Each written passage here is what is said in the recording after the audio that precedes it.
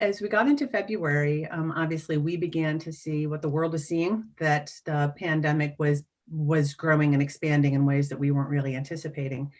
And as we got into early March, it became clear that we were going to have to close some stores. We didn't realize what stores, but we figured that we were going to have to close some stores. And one of the big selling points to us about First Up was that we thought that in a crisis, we would be able to deploy it, meaning like if there was a hurricane, heaven forbid, or other tragedy, we would be able to open up a channel to our store associates to communicate.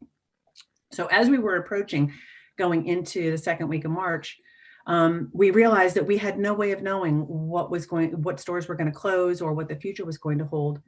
So we made the decision to just open up the floodgates. We built 750 channels almost overnight. We had a whole team effort, one channel, for every store, along with a couple of other ancillary channels.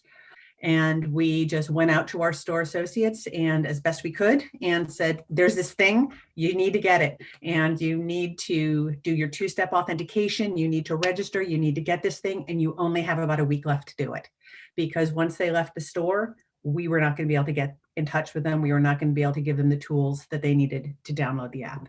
So it was an incredible push, very frantic, and totally threw our plans out the window for how we were going to slowly and easily ease into it. And we also, one of the things that we had planned to do was not open up the channels for people to post because we wanted to, again, take small steps in that direction.